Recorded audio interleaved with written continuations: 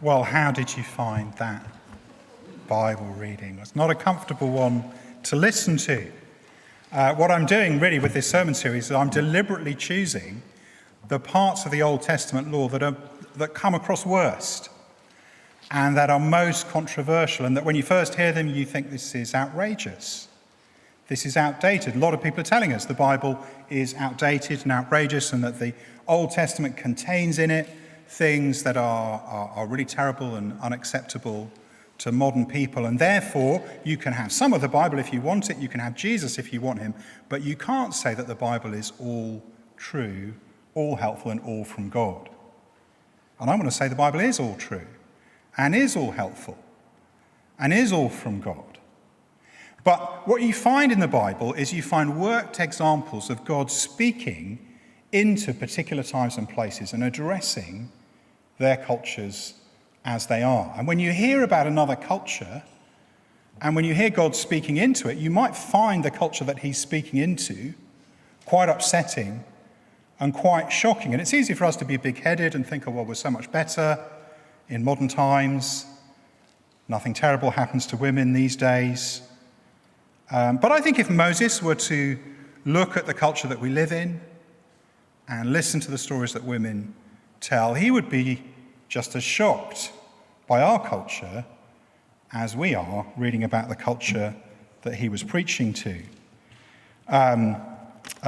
You might remember Harvey Weinstein. He was a popular director of lots of Hollywood movies. It turns out that he had been abusing lots and lots of women.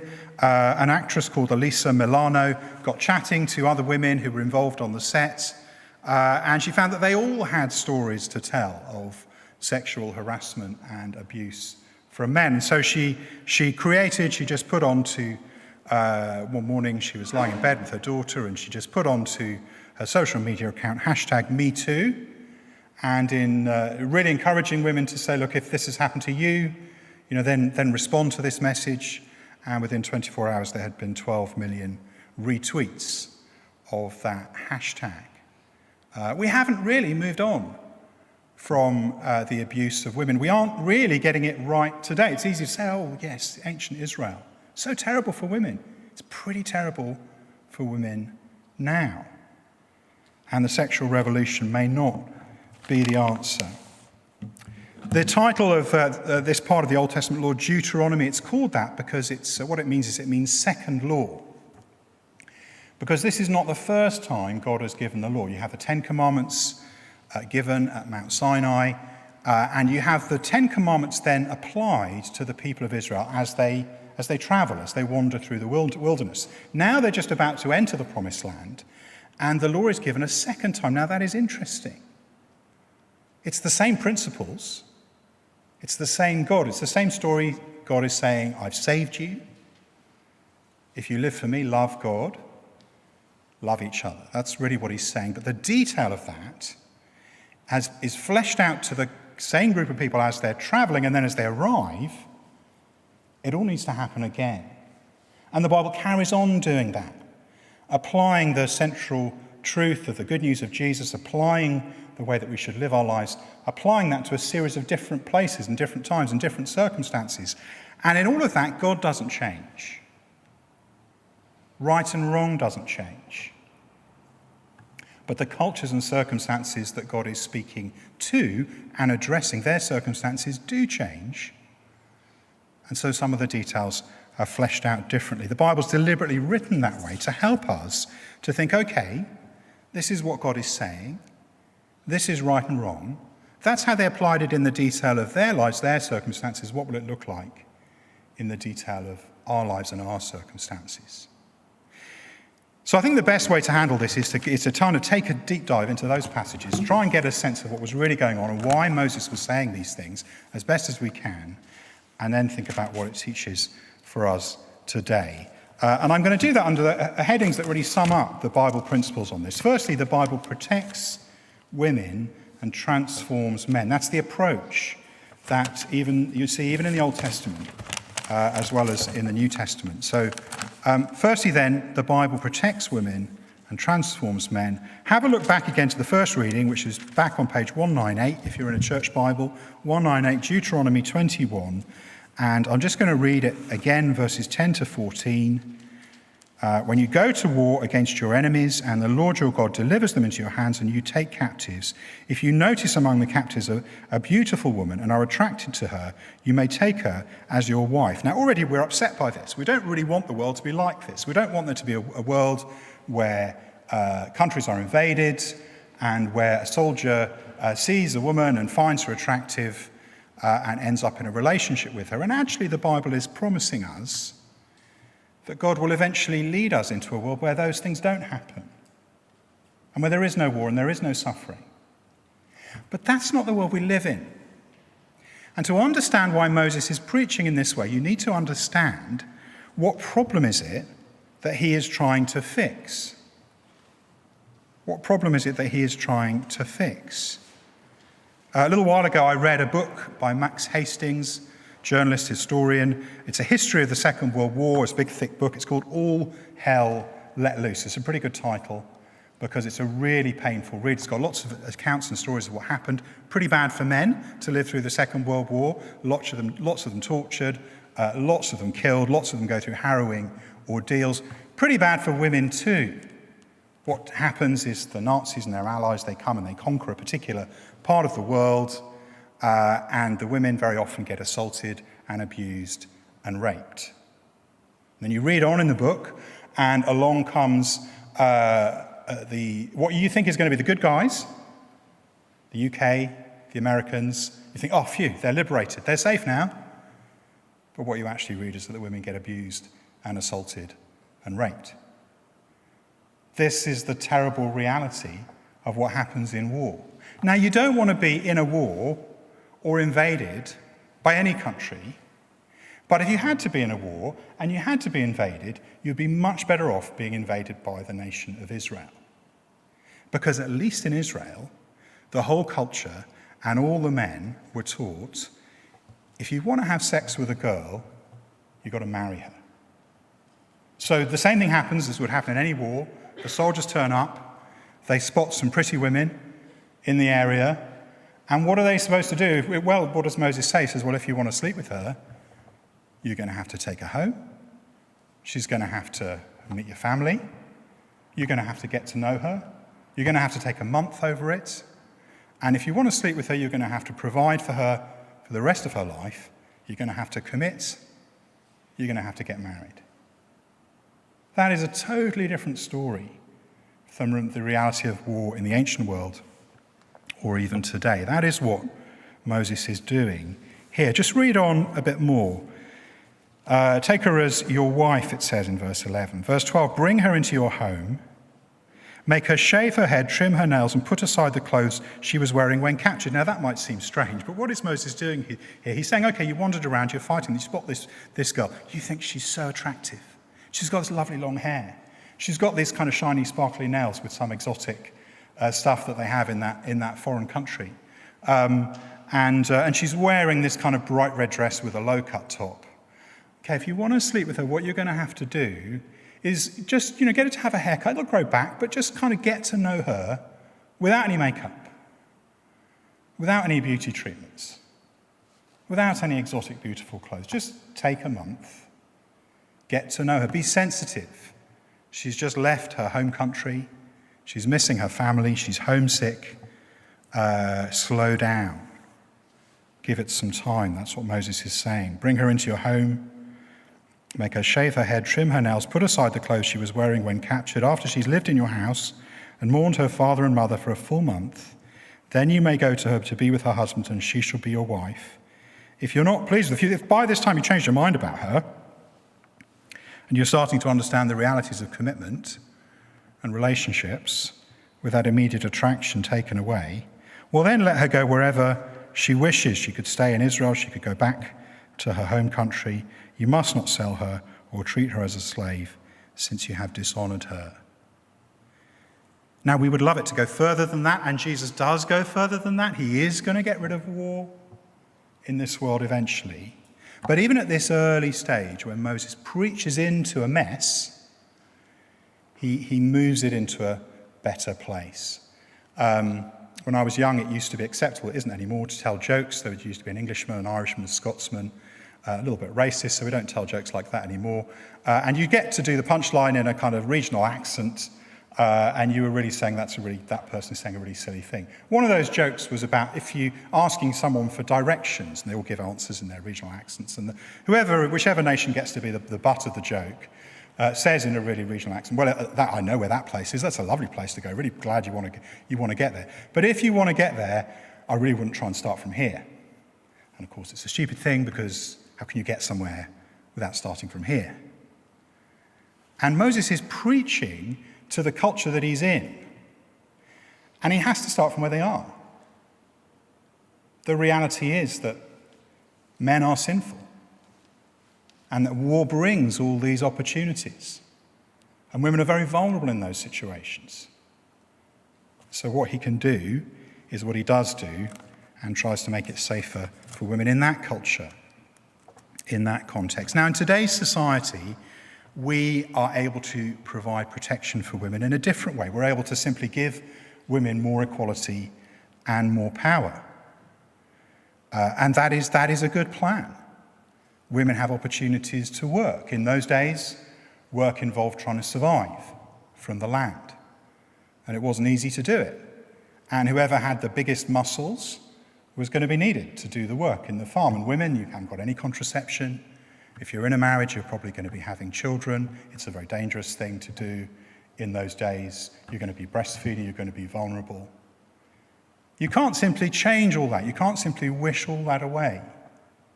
Feminism concentrates on how women are portrayed in the media and convinces us that women can have the superpowers and can be equally as strong as men. But in reality, in most times, in most societies, it is actually more dangerous to be a woman than a man, because testosterone produces bigger muscles and taller people in human bodies. And what the Bible is saying is, let's use that to protect and not to abuse. Let's not just simply try and wish it wasn't the case. Let's be realistic, it is the case. So what we need to do here is transform men. We need to transform men, and that is what the Bible is trying to do. This is where it's leading in the New Testament. Husbands, love your wives, just as Christ loved the church and gave himself up for her. How is God going to protect women? What you really need is to change men. They are going to have advantages. They are going to prove to be a threat if they abuse that power. And what we need is to be won over by Jesus. Not to say, well, let's kind of give up being men. We tend to put together the words toxic and masculinity as if that was the only kind of masculinity they could be. But what we need is Christ-like masculinity. Masculinity that is strong, but uses that strength to serve, to care, to love, that selflessly sacrifices itself, just as Christ selflessly gave himself up on the cross. Jesus is the picture of what a man should look like, and we need to receive Jesus, we need to be transformed, we need to become like him. So in the Bible, even the Old Testament law is aiming to protect women and transform men. And then secondly, aims to do that with a high view of sex and marriage. In the Bible, sex is so precious, so important. Modern society tries to suggest that it's just no different from offering someone a cup of coffee or a game of tennis. The Bible says it's much more significant than that, and it belongs in a committed relationship of husband and wife. So let's look on to the second Deuteronomy reading, Deuteronomy 22. Turn over the page to verse 13. Verse 13 to 19, if a man takes a wife after sleeping with her, dislikes her and slanders her, and gives her a bad name, saying, I married this woman, but when I approached her, I did not find proof of her virginity, then the young woman's father and mother shall bring to the town elders at the gate proof that she was a virgin. Her father will say to the elders, I gave my daughter in marriage to this man, but he dislikes her. Now he's slandered her and said, I did not find your daughter to be a virgin. but here is proof of my daughter's virginity. So what is going on here? Well, a man gets married, but he only wants one thing. He wants sex. Once he's had sex with her, he doesn't want her anymore. This is kind of the ancient equivalent of a guy seducing a girl and getting his own way and never calling her again after that. He wants out of the marriage. He doesn't want to look bad, so he decides he's going to make her look bad and blame her and give her a bad name. He makes up lies about her. It's fake news. He says, and I think what he seems to be saying here is, she was sleeping with someone else already. She's been sleeping with other people already when we got married. For all we know, she could be pregnant, just marrying me, so I'll raise the child. And Moses says, we'll check the evidence. Let her parents speak up for her in public. She was living in their house. If there's anyone most likely to be on her side, it's going to be her parents. They'll know if she was sleeping with someone else. If she isn't pregnant, then that will mean she's still having periods, and they can prove that easily enough. In those days, bring the bed sheets with blood on them, and you'll be able to show that another man hasn't got her pregnant. He will then have to pay a fine. In other words, if he can't prove that she's already sleeping with someone else when they get married, if he's just saying that, but he can't back that up, then he'll have to pay a fine. And after that, he won't be able to get divorced. He can't just come up with another weak excuse to get rid of her. Now divorce is not open to him, and he's committed to her. Now, the details in these accounts in the Old Testament are often a little foggy. And sometimes the translators have done a bit of guesswork and tried to fill in what they think was going on.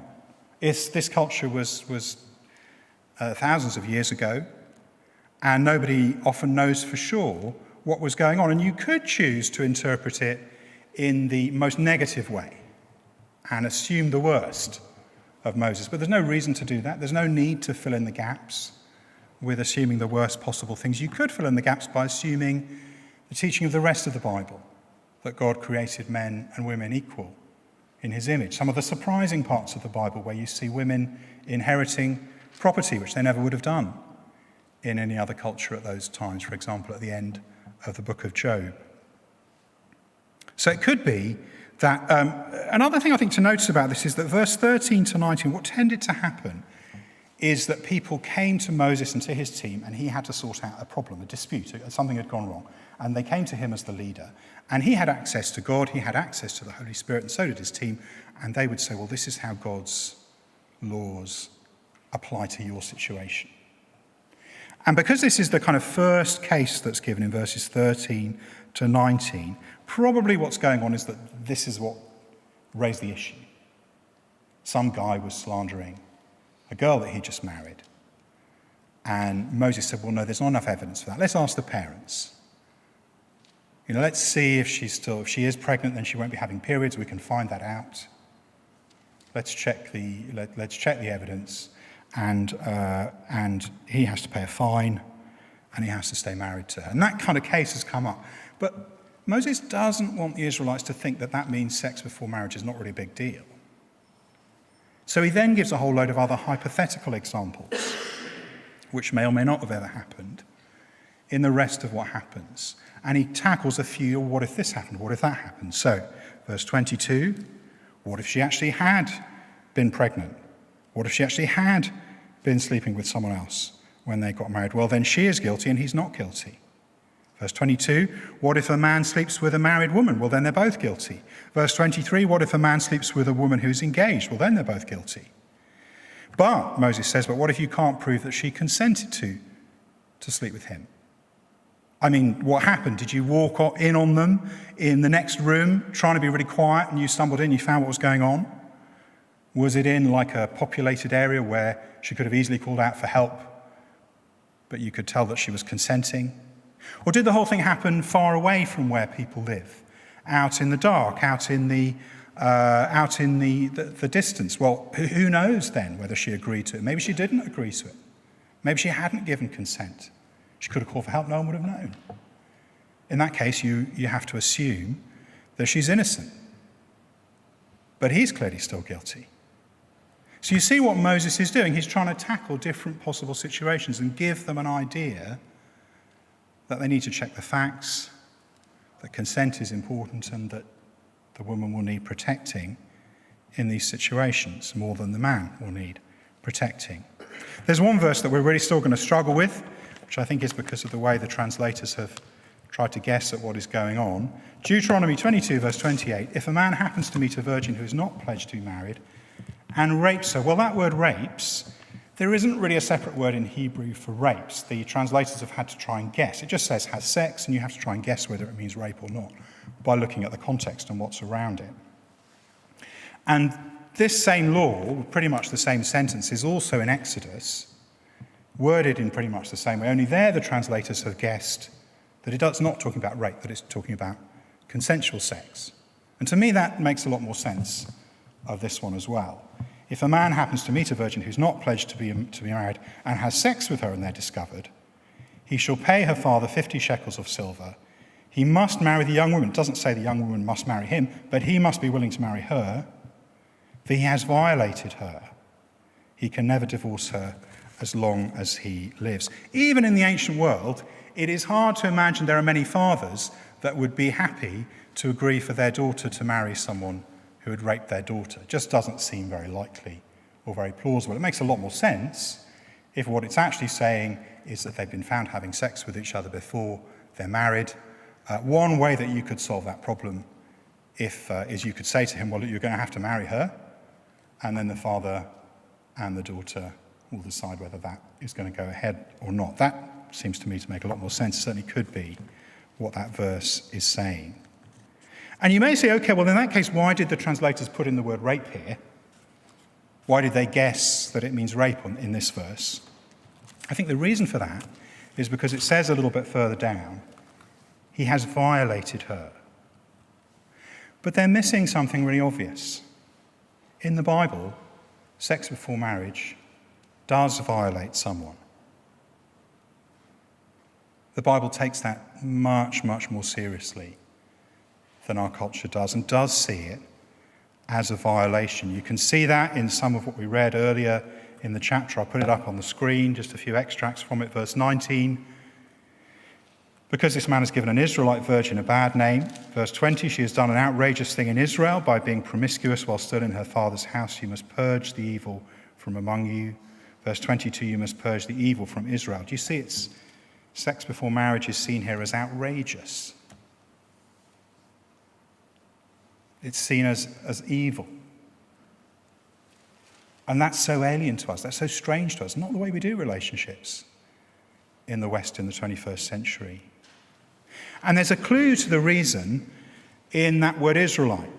Given an Israelite virgin a bad name, an outrageous thing in Israel. You must purge the evil from Israel. Sex outside marriage was fine if you didn't live in Israel. If you were a Canaanite, that was normal. They didn't think it was a problem. Sex outside marriage is considered to be fine in the UK. If you aren't part of God's people, it's just normal. It's just the way everybody does things. But the Bible is showing us in a very shocking way, very deliberately, that as the people of Israel enter the kingdom of God, and as they come into the presence of God, this is where he lives, evil has to be purged. There is no room for it. Any kind of immorality can't go near God. We saw that last week talking about purging the evil of slavery in order to live forever in the presence of God. And that is what had to happen. Stoning to death is very barbaric, isn't it? I don't want to see anybody stoned to death in the modern world. The reason they did it that way, there's not really an easy way to do any kind of death penalty, is there? The reason they did it that way is at least that way you had to get everybody to agree. It wasn't a death penalty that could be imposed by one person. A whole community would have to take part in it for it to work, and no one person would be making the decision. No one person would know that it was them carrying out the execution. But the point that it's teaching us is, in the Old Testament we say, well, this is very harsh. The death penalty for sexual immorality is so over the top. But the New Testament is telling us that something much worse happens when we're not right with God and we try to enter the kingdom of God on the last day. When we try to enter the presence of God for all eternity. We're not talking about physical death, we're talking about eternal separation from God and hell. And this is saying all evil has to be purged, even the evil that we might think is no big deal, has to be dealt with and removed. There's a story you might know, goes back to the early church, and I think very likely is a true story. Jesus catches a woman, he's there, a woman has been caught committing adultery. People are about to throw stones at her. And Jesus says, let he who is without sin cast the first stone. Because the reality is, none of us have a place in eternity in the kingdom of God. We've all fallen short, especially in this area of sex and relationships. And Jesus has come to die in our place. That's the other way that evil can be purged. That Jesus dies instead of us. But we can't take these things lightly. We can't say that they're not important. The Bible protects women, transforms men, with a high view of sex and marriage. And I want to say, let's not look down on the Old Testament law and say, well, it's so old-fashioned and so outrageous, and thank goodness we've moved on to modern, progressive, liberal values. Our values are not working in our society. There's lots for us to learn from the Bible, even from Old Testament law. This is, you might have heard me before talking about Louise Perry. She wrote a book called The Case Against the Sexual Revolution. She's not a Christian. She was an academic. She studied feminism at university. And then she went to work in a rape crisis centre. And she said that the things I've learned just don't help and don't map onto reality and don't protect these women. The culture, the way we do things today, it's just not enough. She explains it like this. We have a deep intuitive feeling that sex is special for some reason. If you go around trying to pretend otherwise, you will go around making yourself miserable and making other people miserable. She explains today's idea of equality is for women to act like men. So there's a TV program, I don't know if you ever saw it, called Sex and the City. One of the characters says, look, it's great, we've got this equality. What we need to do now, women, is have sex like men. In other words, sex doesn't mean anything. It's just a casual thing. But she makes the point that when you try and create equality in that way, what happens is big fish eat little fish. And it overlooks that there are real differences between women, not just how they're portrayed in the media, but physical differences, genuine vulnerability. Only women get pregnant. And that's a massive thing, she says. Feminism, she says, relies on Christianity. It relies on Jesus. It relies on the idea that vulnerability is to be protected and not despised. And that comes from Jesus. And she points out that when people say Christianity is part of the problem, they're cutting off the branch on which they're sitting. And that this whole idea of marriage, that really comes into the world through Christianity, that committed, stable way of doing sexual relationships, that wasn't normal without Jesus. That's the best way to protect women, to transform men,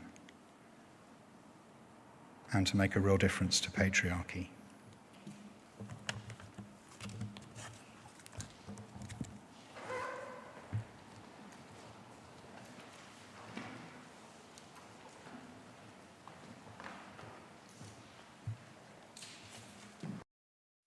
Those words from Ephesians 5 once again.